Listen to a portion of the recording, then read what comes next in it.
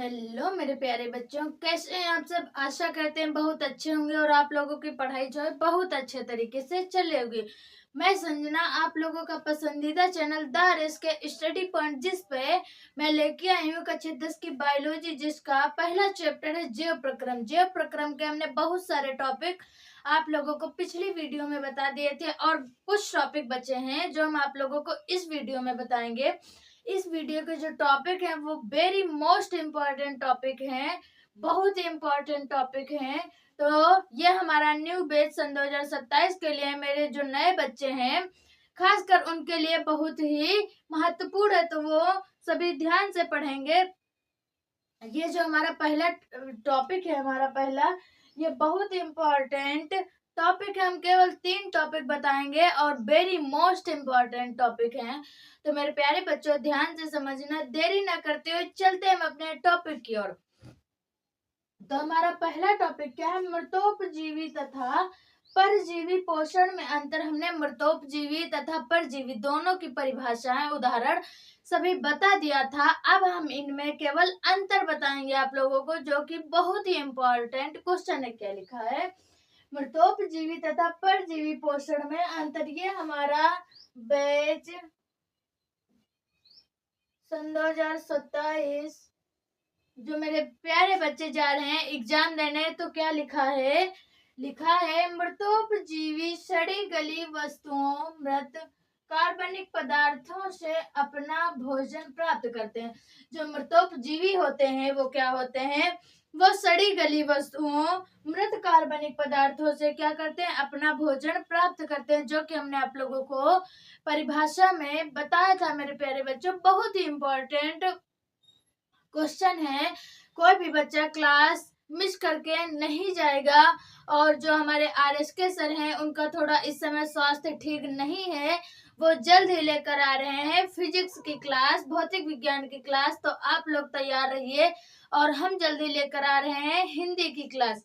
क्या लिखा है? मृतोपजीवी सड़ी गली वस्तुओं, मृत कार्बनिक पदार्थों से अपना भोजन प्राप्त करते हैं। जो मृतोपजीवी होते हैं वो सड़ी गली वस्तुओं, मृत कार्बनिक पदार्थों से क्या करते हैं? अपना भोजन प्राप्त करते हैं। जो परजीवी है, यह क्या करता है? परजीवी अपना भोजन जीवित पोषक से प्राप्त करते हैं। जो परजीवी है ये क्या करते हैं? ये अपना भोजन जो है जीवित वस्तुओं से, जीवित पोषक से प्राप्त करते हैं, जिसे हम लोग क्या कहते हैं? परजीवी कहते हैं। ये ये है हमारा परजीवी का पहला अंतर और ये है हमारा मृतोपजीवी का पहला अंतर। दूसरा अंतर क्या है? ये जटिल पदार्थों का शरीर से बाहर पाचन करके भोज्य पदार्थों को अपनी और सतह से अवशोषित कर लेते हैं। जैसे कि क्या होता है मृतोपजीवी में? मृतोपजीवी का दूसरा अंतर क्या लिखा है? लिखा है ये जटिल पदार्थों, जो जटिल कठोर पदार्थ होते हैं, उनको शरीर से बाहर क्या करते हैं? पाचन करते हैं और भोज्य पदार्थों की और की सतह को अपनी ओर से क्या कर लेते हैं? अवशोषित कर लेते हैं। क्या लिखा है?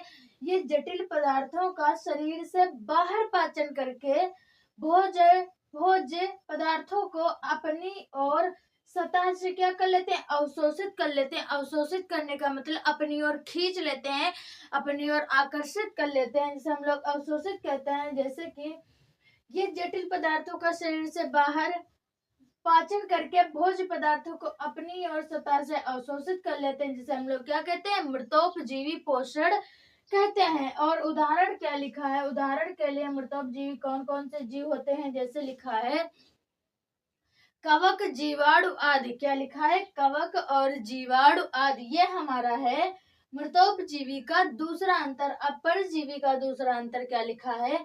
परजीवी में भोजन प्राप्त करने के लिए चूषकांग होते हैं। क्या होते हैं? जो परजीवी है इसमें भोजन प्राप्त करने के लिए क्या होते हैं? चूषकांग होते हैं। और ये हमारा परजीवी, जैसे कि परजीवी में भोजन प्राप्त करने के लिए चूषकांग होते हैं और मृतोपजीवी में भोजन प्राप्त करने के लिए भोज्य पदार्थों का पाचन शरीर से बाहर करते हैं, जिसे हम लोग मृतोपजीवी कहते हैं। ये हमारा परजीवी का क्या है? दूसरा अंतर। और ये वेरी मोस्ट इम्पोर्टेंट क्वेश्चन है, वेरी मोस्ट इम्पोर्टेंट, ये वेरी मोस्ट इम्पोर्टेंट क्वेश्चन है मेरे प्यारे बच्चों, ध्यान से समझना है। अब ये है हमारा, ये था हमारा पहला टॉपिक। अब ये है हमारा दूसरा टॉपिक। दूसरा टॉपिक क्या लिखा है? दूसरा टॉपिक लिखा है स्वपोषी पोषण तथा विषम पोषी पोषण में अंतर। क्या लिखा है? स्वपोषी पोषण तथा विषम पोषी पोषण में अंतर मेरे प्यारे बच्चों।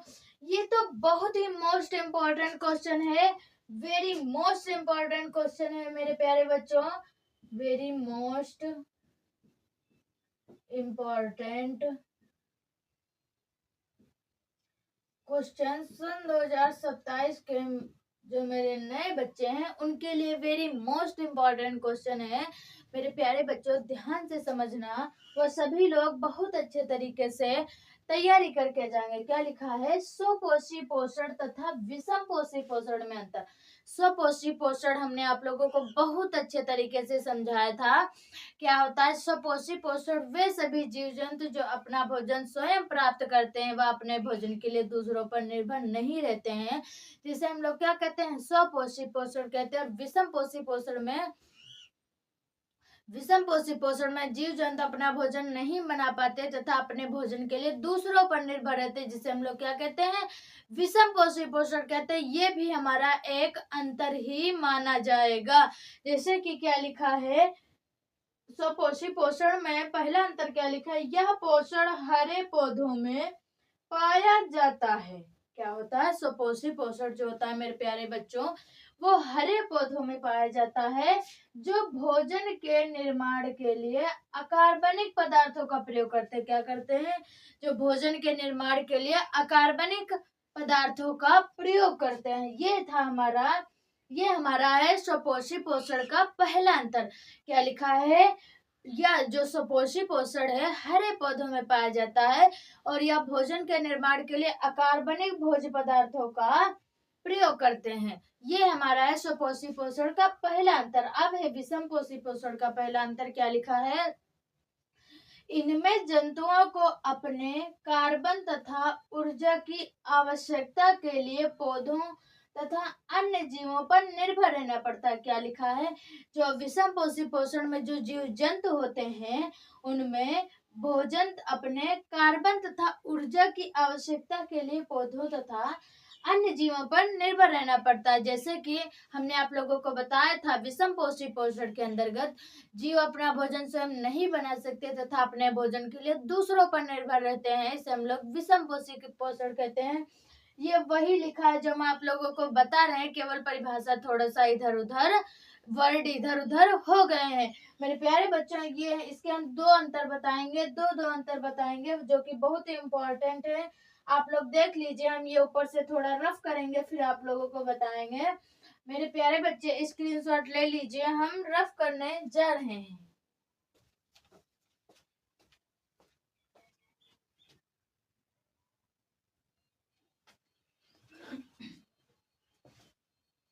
मेरे प्यारे बच्चों, अब हम स्वपोषी पोषण तथा विषम पोषी पोषण का दूसरा अंतर बताएंगे जो कि बहुत ही इम्पोर्टेंट है। क्या लिखा है? दूसरा अंतर क्या है? यह पोषण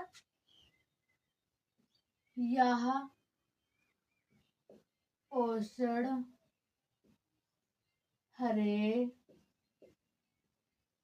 पौधों, यह पोषण हरे पौधों तथा साइनोबैक्टीरिया नीले हरे शैवाल, यह पोषण हरे पौधों तथा साइनोबैक्टीरिया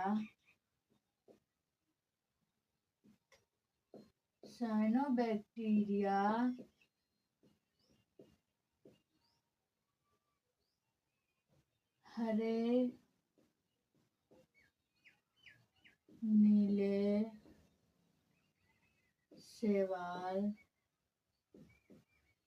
हरे नीले शैवाल में होता है। हरे नीले शैवाल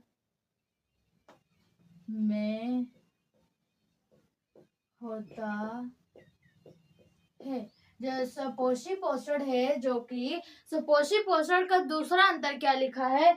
यह पोषण हरे पौधों तथा साइनोबैक्टीरिया जो होते हैं, जो हरे नीले शैवाल होते हैं, जिसे हम लोग साइनोबैक्टीरिया कहते हैं, यह उनमें पाया जाता है। यह क्या है? यह स्वपोषी पोषण का दूसरा अंतर है। अब हम बताएंगे विषम पोषी पोषण का दूसरा अंतर क्या लिखा है। वह यह प्रायः सभी जंतुओं, यह प्रायः सभी जंतुओं, जो विषम पोषी पोषण है, यह प्रायः सभी जंतुओं, मानव, कवक, परजीवी आदि में पाया जाता है। यह प्रायः सभी जंतुओं, मानव, कवक, परजीवी आदि में पाया जाता है। जो विषम पोषी पोषण होता है, यह प्रायः सभी मानव, कवक, परजीवी आदि में पाया जाता है। ये था हमारा दूसरा अंतर। ये वेरी मोस्ट इम्पोर्टेंट क्वेश्चन है मेरे प्यारे बच्चों, जो कि हमने आप लोगों को बता दिया है। मेरे प्यारे बच्चे, कोई भी ये क्वेश्चन इंड नहीं करेगा। वह इस क्वेश्चन को, अगर इस क्वेश्चन में कोई भी डाउट है, इस टॉपिक में आप लोगों को कोई भी किसी भी प्रकार का डाउट है, तो मेरे प्यारे बच्चों कमेंट में बता दीजिए, हम आप लोगों का डाउट क्लियर कर देंगे। अगला टॉपिक हमारा वेरी मोस्ट इम्पोर्टेंट टॉपिक है मेरे प्यारे बच्चों, तो ध्यान से समझना। हम ये रफ कर देंगे। इधर हमारा ये जो डायग्राम बना है मानव में पोषण, अब हम इसके बारे में बताएंगे। मेरे प्यारे बच्चे सभी लोग ध्यान से समझना, स्क्रीनशॉट ले लीजिए। हम इसको रफ करके मानव में पोषण बताने जा रहे हैं। अब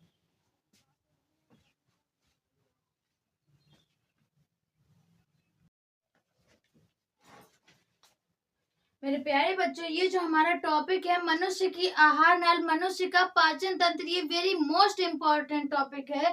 तो मेरे प्यारे बच्चे, ये सन 2027 जो मेरे नए बच्चे हैं, जो एग्जाम देने जा रहे हैं, जो न्यू बैच के बच्चे, ये वेरी मोस्ट इम्पोर्टेंट क्वेश्चन है उनके लिए। तो कोई भी बच्चा वीडियो मिस करके नहीं जाएगा। क्या लिखा है?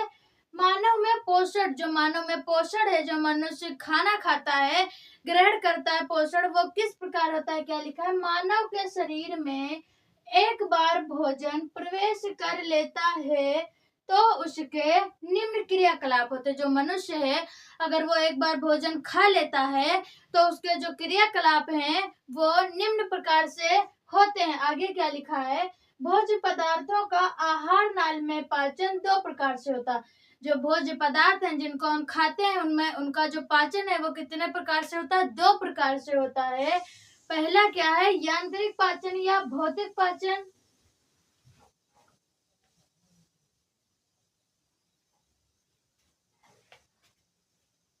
पहला है हमारा यांत्रिक पाचन या भौतिक पाचन, जिसे, और दूसरा क्या है? रासायनिक पाचन। पहला जैसे कि क्या लिखा है? मनुष्य की आहार नाल, जो मनुष्य की ये आहार नाल है वो क्या लिखा है? मनुष्य की आहार नाल मुख गुहा से लेकर गुदा तक फैली एक 8 से 10 मीटर लंबी अत्यधिक कुंडलित नलिका होती है। जैसे क्या लिखा है? जो मनुष्य की आहार नाल है, ये मुख गुहा से लेकर गुदा तक फैली एक अत्यधिक कुंडलित 8 से 10 मीटर लंबी नलिका होती है। इसे निम्नलिखित भागों में बांटा जा सकता है। इसे कितने भागों में बांटा जा सकता है? 6 भागों में बांटा जा सकता है। पहला क्या है? मुख एवं मुख गुहिका, दूसरा है ग्रसनी एवं ग्रासनाल, और तीसरा है ग्रासनली, चौथा है अमाशय, और पांचवा है छोटी आंत, और छठा है बड़ी आंत। पहले तो हम जानेंगे मुख एवं मुख गुहिका के बारे में। क्या लिखा है? मुख गुहा में जीभ स्थित होती है। मुख गुहा में जीभ स्थित होती है। जो मुख गुहा है, जो ये हमारा मुख गुहा है, इसमें क्या होता है, जीभ स्थित होती है और मनुष्य के दोनों जबड़ों पर मनुष्य के दोनों जबड़ों पर मनुष्य के दोनों जबड़ों पर गर्ददंती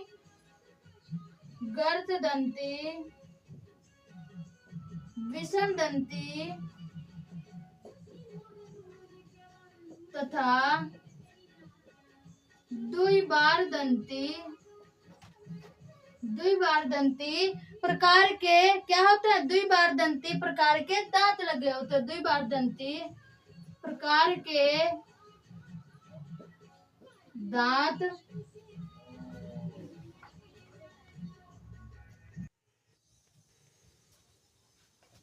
क्या होता है मेरे प्यारे बच्चों, द्विदंती प्रकार के दांत लगे होते हैं। जो मनुष्य के जबड़ों पर कितने प्रकार के दांत लगे होते हैं, 3 प्रकार के, गर्ददंती, विषमदंती तथा द्विबारदंती प्रकार के दांत लगे होते हैं। मुख गुहा में लार ग्रंथियों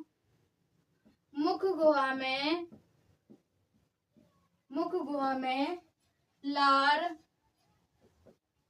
ग्रंथियों मुख गुहा में लार ग्रंथियों नलिकाओं द्वारा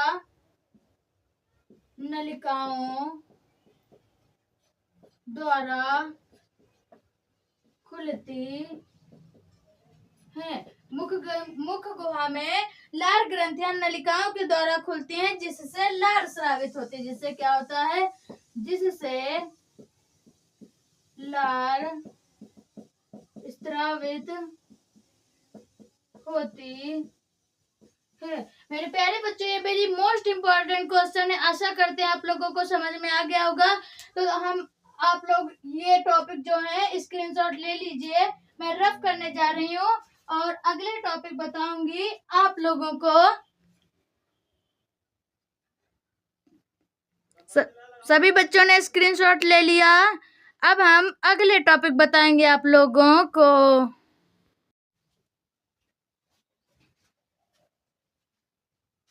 मेरे प्यारे बच्चों, क्या लिखा है, आहार नाल का जो दूसरा भाग है वो क्या है, ग्रसनी। अब हम आप लोगों को ग्रसनी के बारे में बताएंगे। मैंने 25 मिनट का वीडियो बना डाला, लेकिन पता नहीं किस कारण वजह से कैमरा बंद हो गया और वीडियो रुक गया, तो मैं फिर से आप लोगों को बताने जा रही हूँ। क्या लिखा है, ग्रसनी। आहार नाल का दूसरा भाग क्या होता है, ग्रसनी। अब हम आप लोगों को ग्रसनी के बारे में बताएंगे। क्या लिखा है, यह मुख ग्रासन गुहिका का पश्च छोटा भाग है।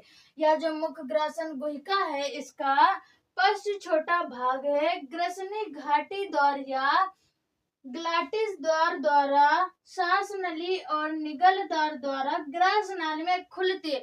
ग्रसनी जो होती है वो ग्लाटिस द्वार व श्वास नली, निगल द्वार, ये हमारी यहाँ पे श्वास नली होती है और ये निगल द्वार द्वारा क्या होती है, ग्रास नाल में खुलती है। मेरे प्यारे बच्चों, बहुत ही ध्यान से समझना, बहुत ही अच्छे तरीके से हम समझा रहे हैं आप लोगों को। आगे क्या लिखा है, तीसरा प्रकार क्या है, ग्रास नली। अब हम आप लोगों को ग्रास नली के बारे में बताएंगे। क्या लिखा है, यह पतली तथा लंबी नलिका होती है। इसमें अनुलंब पेशीय वलय पाए जाते हैं। क्या होते हैं, ग्रास नली पतली तथा लंबी नलिका होती है। इसमें अनुलंब पेशीय वलय पाए जाते हैं। जैसे कि ये हमारी ग्रास नली है, यह पतली तथा लंबी नलिका होती है और इसमें अनुलंब पेशीय वलय पाए जाते हैं। चौथा क्या लिखा है, अमाशय।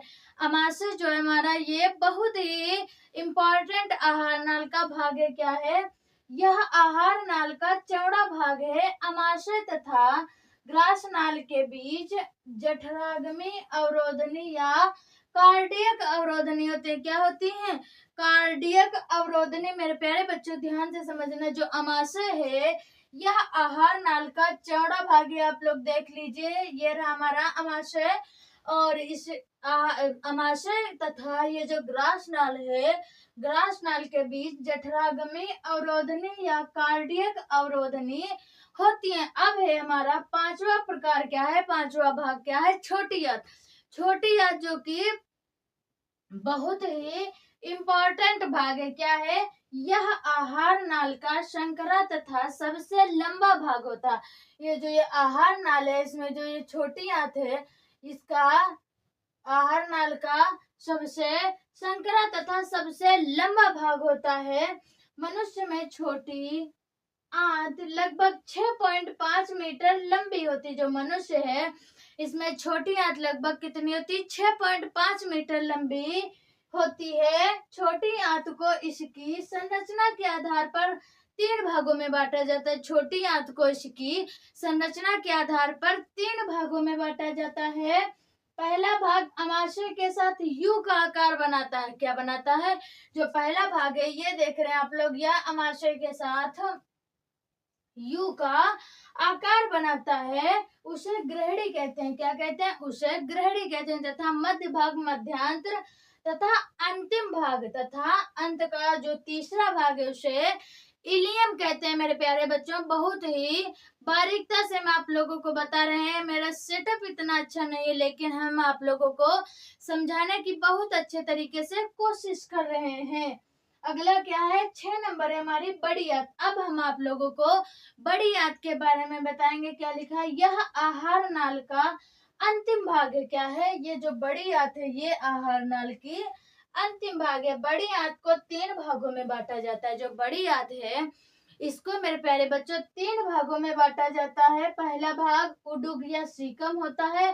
पहला भाग क्या होता है मेरे प्यारे बच्चों, पहला भाग उडुक या सीकम होता है। इससे आहार नाल जुड़ी रहती है। क्या होता है, इससे आहार नाल जुड़ी रहती है। दूसरा भाग बृहदांत्र या कोलन होता है। दूसरा भाग क्या है मेरे प्यारे बच्चों, बृहदांत्र या कोलन होता है। तथा बड़ी आंत का तीसरा व अंतिम भाग मलाशय या रेक्टम होता है। ये हमारा बड़ी आंत का क्या है, अंतिम भाग है। जो मेरे नए बच्चे हैं सन 2027 के, जो न्यू बैच के बच्चे हैं, वो सभी बहुत ध्यान से पढ़ेंगे। ये वेरी मोस्ट इम्पोर्टेंट क्वेश्चन है। तो बड़ी आंत का अंतिम भाग व तीसरा भाग क्या होता है, मलाशय या रेक्टम। अब ये थे हमारे आहार नाल के प्रकार। आहार नाल के 6 प्रकार होते हैं, हमने 6 आप लोगों को बता दिए। अब हम बताएंगे आहार नाल से संबंधित पाचक ग्रंथियां, जो कि वेरी मोस्ट इम्पोर्टेंट क्वेश्चन है। क्या है, आहार नाल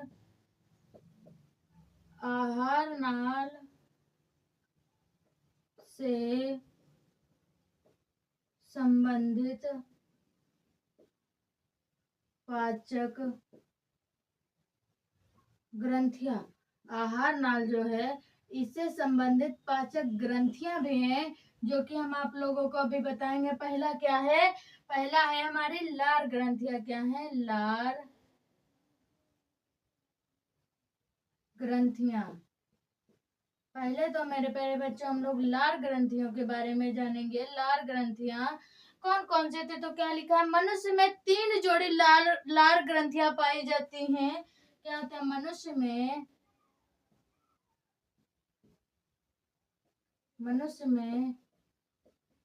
3 जोड़ी लार ग्रंथियां पाई जाती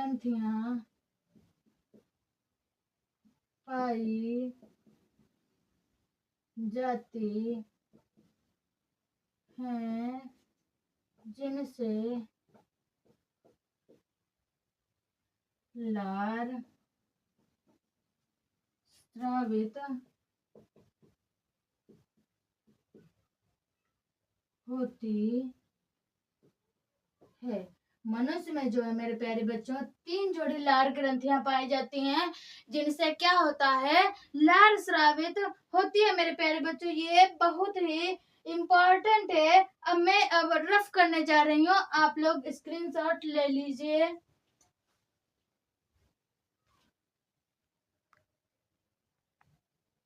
मेरे प्यारे बच्चों ये क्या है, ये हमारा आहार नाल से संबंधित पाचक ग्रंथियों का दूसरा भाग है। पहला क्या था, लार ग्रंथियां, और दूसरा भाग है यकृत। दूसरा भाग जो यकृत है। अब हम आप लोगों को यकृत के बारे में बताएंगे। क्या लिखा है, यह उदर गुहा में डायफ्राम के नीचे दाहिनी ओर स्थित होता है। ये उदर गुहा है, ये जो डायफ्राम है, इसके क्या होता है, दाहिनी ओर स्थित होता है। ये रहा यकृत, दाहिनी ओर स्थित होता है। यह दो पिंडों से बना होता है। कितने, यह दो पिंडों से मिलकर बना होता है। दाहिना पिंड पर पित्ताशय तथा यकृत से स्रावित पित्त रस पाचन में सहायता करता है।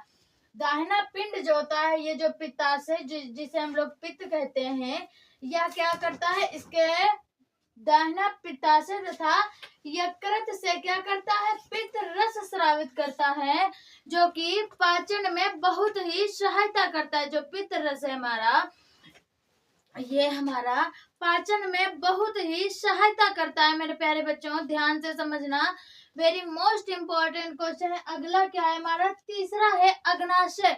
अब हम आप लोगों को अग्नाशय के बारे में बताएंगे। क्या लिखा है, अग्नाशय जो है वो लिखा है, यह एक मिश्रित ग्रंथि है। अग्नाशय कहाँ पे स्थित है, ये हमारा ये अग्नाशय यहाँ पे स्थित है। क्या लिखा है, यह एक मिश्रित ग्रंथि है। यह ग्रहणी की भुजाओं के मध्य स्थित होती है। ये ग्रहणी है, जो ये हमारी छोटी आंत है, इसके भुजाओं के मध्य स्थित होती है, और इसके बहिस्रावी भाग से अग्नाशय रस स्रावित होता है। जो इसका बहिस्रावी भाग है, इससे क्या होता है मेरे प्यारे बच्चों, अग्नाशय रस स्रावित होता है। सभी मेरे बच्चे ध्यान से पढ़कर जाना। आशा करते हैं आप लोगों को बहुत अच्छी तरीके से समझ में आ रहा होगा। और मनुष्य में आहार नाल, मनुष्य में पाचन जो है कितने प्रकार से होता है, 2 प्रकार से होता है।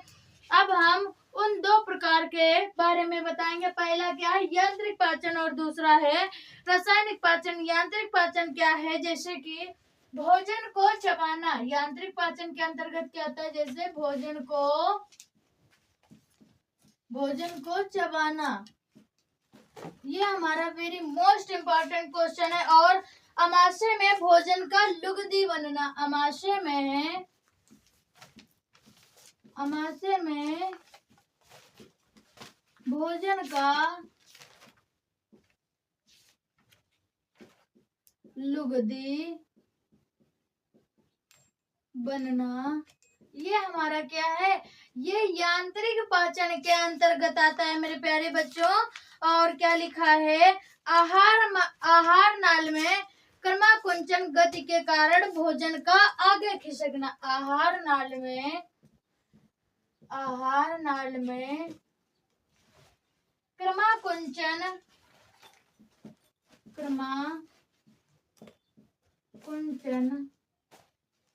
गति के कारण भोजन का आगे खिसकना। ये क्या है, ये सभी क्रियाएं जब होती हैं, ये हमारी यांत्रिक चीजों के अंतर्गत आती हैं, जो कि तुरंत प्रैक्टिकली तौर पे हम लोग करते हैं। जैसे क्या लिखा है, भोजन को चबाना, अमाशय में भोजन का लुगदी बनना, आहार नाल क्रमाकुंचन गति के कारण भोजन का आगे खिसकना, ये हमारा क्या है, और आगे खिसकना आदि अगर आप लगा देंगे तो इसके आगे जो भी क्रिया हो रही होंगी वो सभी शामिल हो जाएंगी, और आपको किसी भी प्रकार की दिक्कत ना हो। आशा करते हैं आप लोग बहुत अच्छे तरीके से समझ में आ रहा होगा आप लोगों को। अगला क्या है, रासायनिक पाचन। अब हम रासायनिक पाचन के बारे में जानेंगे। क्या लिखा है, पाचक एंजाइम्स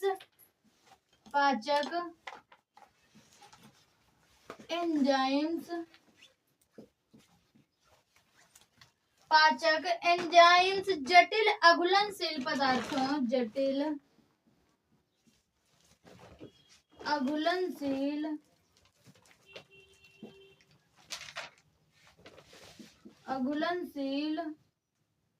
भोज्य पदार्थों जटिल अघुलनशील भोज्य पदार्थों को सरल घुलनशील पदार्थों को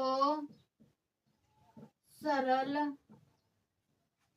सरल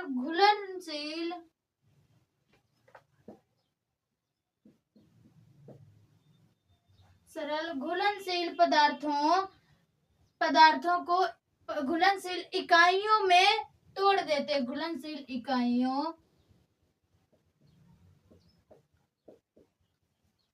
में तोड़ देते हैं। ये क्या है हमारा वेरी मोस्ट इंपॉर्टेंट क्वेश्चन है। क्या लिखा है रासायनिक पाचन में? पाचक एंजाइम्स जटिल अघुलनशील भोज्य पदार्थों को सरल घुलनशील इकाइयों में तोड़ देते हैं, जिसे हम लोग क्या कहते हैं मेरे प्यारे बच्चों? उसे हम लोग रासायनिक पाचन कहते हैं। आशा करते हैं आप लोगों को बहुत अच्छे तरीके से समझ में आ गया होगा और हम आप लोगों को बहुत अच्छे तरीके से समझाने की कोशिश कर रहे हैं। तो थैंक यू मेरे प्यारे बच्चों, ऐसे ही मेरे चैनल को सपोर्ट करते रहिए। मेरा चैनल द RSK